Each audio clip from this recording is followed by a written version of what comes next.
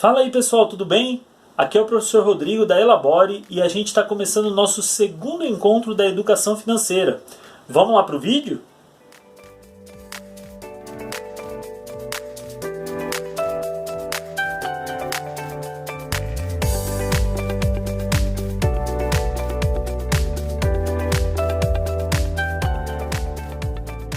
Pessoal, no nosso primeiro encontro a gente estava contando a história da Valentina. Você lembra? Aquela menina que foi no Empório da Beleza, que pertence ao pai dela. E ela encontrou o pai dela muito preocupado. A Silvia falou para ela que o pai dela estava preocupado com as contas, né, com a situação financeira. E aí a gente estudou um pouquinho essa história dessa situação financeira. Na atividade do nosso primeiro encontro, a gente falou sobre as coisas que podem afetar a saúde financeira de uma família ou de uma empresa, como estava afetando ali do seu Augusto, né, o pai da Valentina, lá no Empório da Beleza. Então a gente falou sobre a avaliação de custos, se os custos estão baixos, se os custos estão altos. E a gente ficou com uma tarefa no nosso encontro passado, vocês lembram? No nosso encontro passado, no primeiro encontro, a gente deixou uma tarefa para vocês pesquisarem com algum familiar se algum deles já tinha passado por uma situação difícil financeira. E aí vocês tinham que pesquisar e registrar aí no livro, na página 33.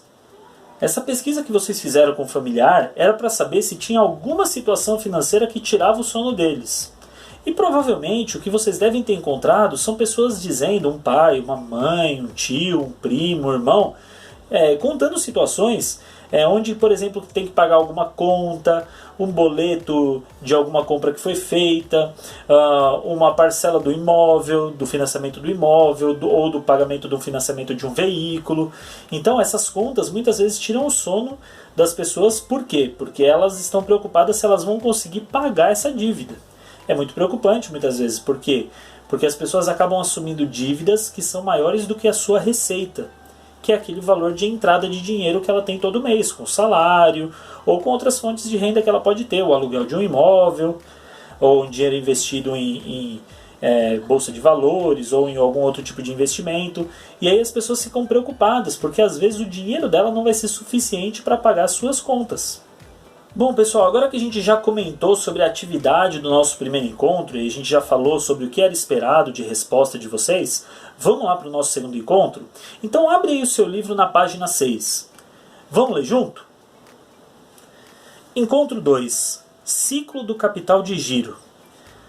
Não é a primeira vez que vejo meu pai preocupado. Será que está acontecendo algo com a loja? Sempre que vou até lá vejo muita gente comprando. E mesmo assim ele sempre diz que não tem dinheiro suficiente para pagar as contas da loja de casa. À noite em casa. As coisas estão difíceis lá na loja. Está complicado me organizar para pagar todas as contas. Mas a loja tem variedade de produtos e está sempre tão cheia de clientes. O que está acontecendo? Temos que acompanhar os lançamentos do mercado e quanto maior a variedade de produtos da loja, mais dinheiro é preciso para repor o estoque. Produtos novos é nosso diferencial. É disso que os clientes gostam. Sim, por isso temos tanto movimento.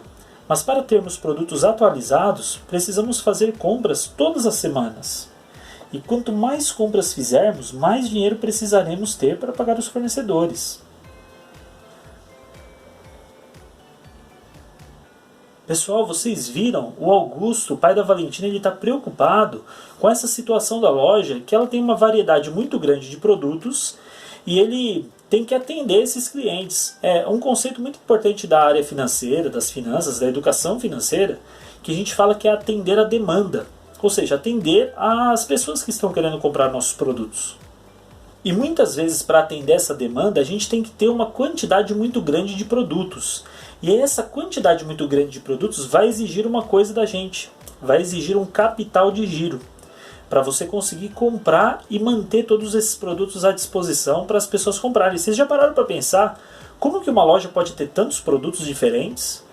Você já, alguma vez que você entrou numa loja, você já parou para pensar e observou e falou assim, nossa, quantos produtos tem aqui? Deve ter muito dinheiro investido aqui para comprar tudo isso. Bom pessoal, a principal ideia que existe nessa história é a ideia do capital de giro, é a ideia de ter esse dinheiro para conseguir comprar produtos para fornecer para esses clientes que estão interessados em comprar. como é o caso do Sr. Augusto aí no Empório da Beleza.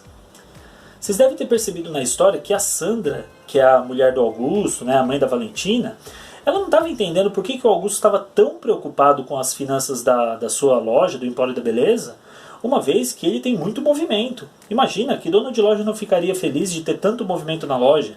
Só que o Augusto estava preocupado justamente porque esse movimento exigia dele colocar muitos produtos. E esse montão de produtos ia exigir dele uma coisa chamada capital de giro. E capital de giro é dinheiro para poder comprar todos esses produtos. Pessoal, vamos ver uma definição técnica de capital de giro?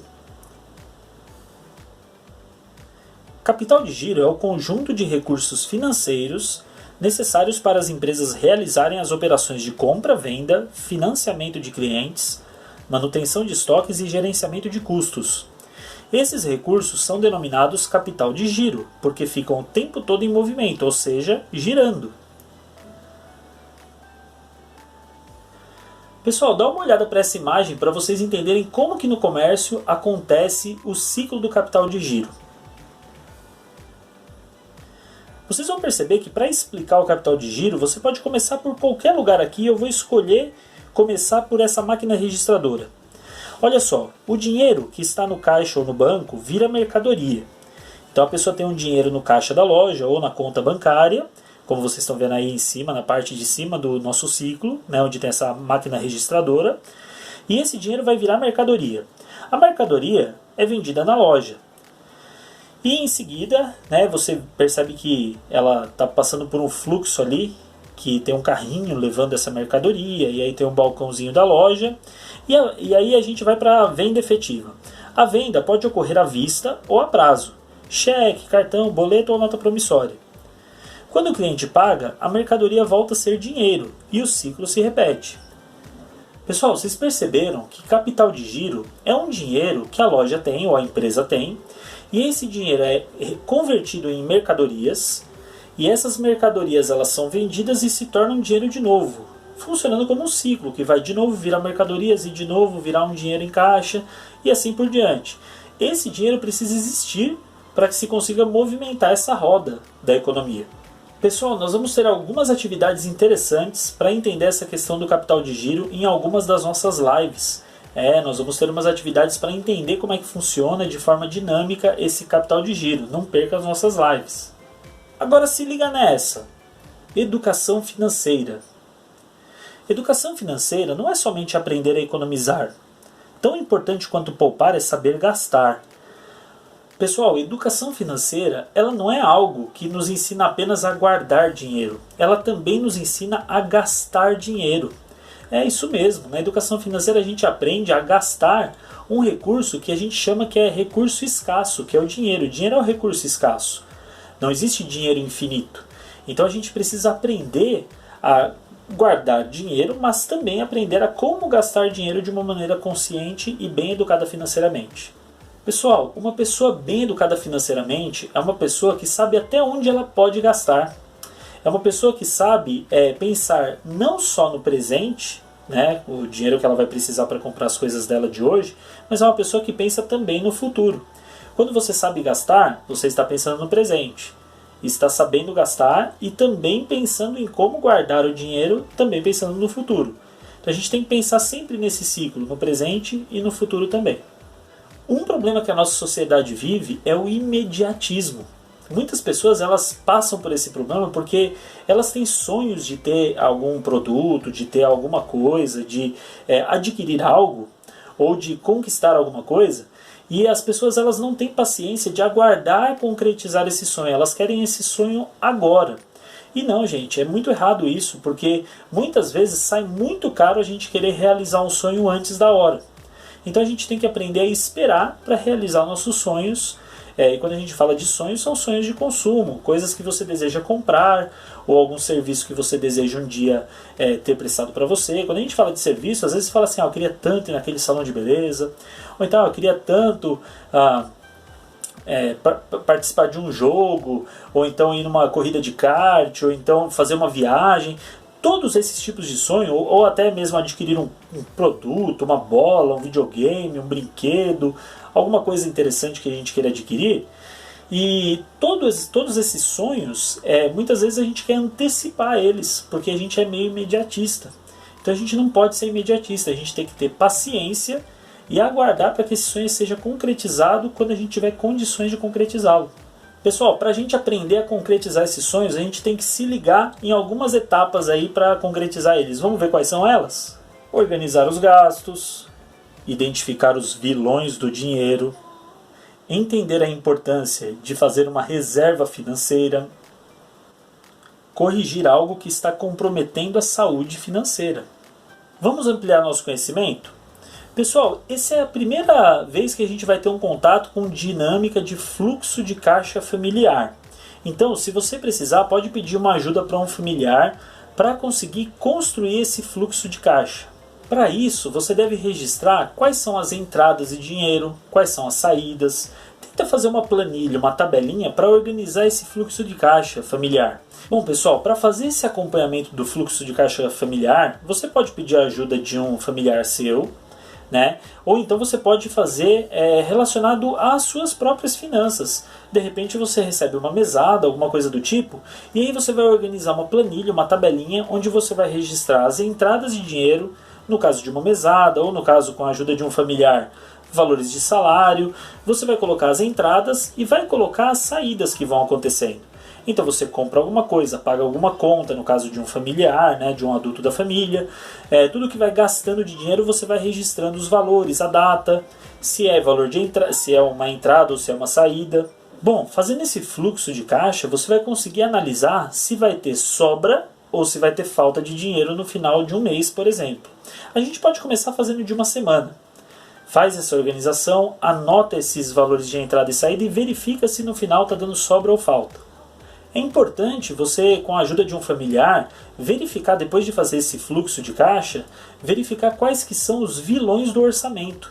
O que é um vilão do orçamento? Bom, são aqueles gastos fantasmas que o pessoal costuma falar, que você fala, nossa, mas foi um pouquinho aqui, um pouquinho ali, um pouquinho aqui, um pouquinho ali que eu fui gastando com uma coisinha, outro dia eu gastei um outro pouquinho de dinheiro, e eu nem fui percebendo, mas no final isso se tornou um monte de dinheiro que eu gastei. Então muitas vezes esses são os vilões do orçamento. Do nosso encontro 2, lá na página 35, você pode registrar quais são esses vilões do orçamento. Registra aí nesse espaço quais foram os vilões que vocês identificaram no caso de vocês. E se vocês quiserem, vocês podem comentar aqui embaixo nos comentários desse vídeo, para a gente poder compartilhar as ideias e saber como é que estão sendo essas atividades que vocês estão fazendo aí do livro. Tudo bem, gente? Comenta aí para a gente saber quais são os vilões do orçamento. Se liga nessa! Pessoal, assim como nas empresas, nas casas, as famílias também têm um ciclo do fluxo de caixa, do orçamento familiar. Todo o dinheiro que entra, toda a receita, todos os recursos que entram num orçamento familiar, eles são para pagar despesas e muitas das pessoas fazem uma reserva financeira. Você sabe o que é uma reserva financeira? Pessoal, reserva financeira são recursos, são valores financeiros, né? Um dinheiro que a gente guarda, que a gente poupa, para situações imprevisíveis, como por exemplo uma doença na família, um carro que quebra, uma situação de alguém da família que ficou desempregado. Na educação financeira recomenda-se que as famílias elas tenham sempre pelo menos 6 meses do custo mensal familiar reservado financeiramente. Para muita gente é difícil, mas aos pouquinhos a gente consegue construir essa reserva. Então a gente precisa ter pelo menos 6 meses para situações imprevistas. Algumas pessoas com essa pandemia que teve do coronavírus e a crise financeira que se avizinhou, dizem que seria até legal, se fosse possível, as pessoas fazerem uma reserva de 12 meses. Parece difícil, mas a reserva, gente, ela não é do salário total da família. Você não precisaria ter 12 salários, mas você precisaria ter 12 custos mensais. O que é custo mensal?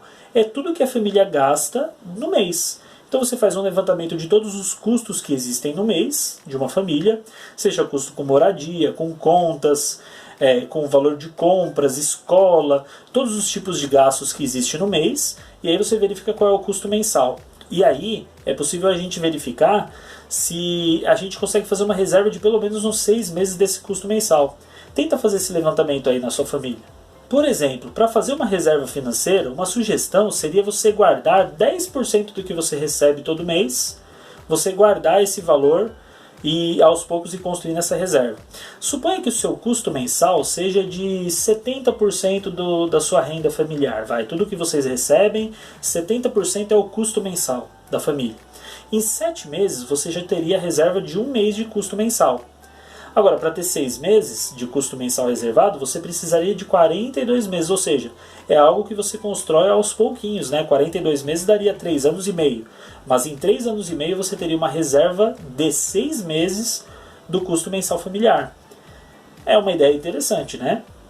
Pessoal, na página 36 do livro, nós temos um questionamento importante também, que é para você fazer uma pesquisa com algum familiar. Você pode procurar algum familiar seu e pesquisar e registrar aí no livro se eles têm alguma reserva financeira. E que tipo de reserva que é essa? Como que eles guardam esse dinheiro? É na poupança? É no Tesouro Selic?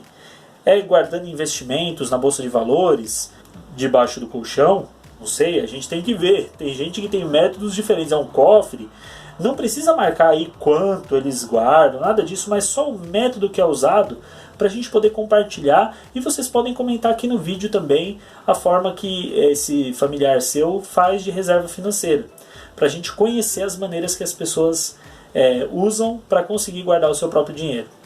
Outra coisa que você vai perguntar para esse familiar também é se em algum momento ele precisou usar essa reserva financeira. E como que foi isso? Como que foi? Se foi fácil pegar esse dinheiro de volta para poder usar, porque nem sempre o investimento devolve o dinheiro na hora. Então pergunta lá para o seu familiar se foi fácil pegar esse dinheiro e como que foi e que emergência foi essa. Bom, pessoal, então o nosso encontro vai terminando por aqui. Eu agradeço vocês terem assistido e curtam o nosso vídeo, comentem tudo que vocês tiverem de dúvidas aqui no nosso vídeo, se inscrevam no nosso canal para vocês poderem compartilhar das ideias que vocês estão aprendendo de educação financeira. Beleza, gente? Obrigado pela atenção de vocês e até a próxima. Tchau, tchau!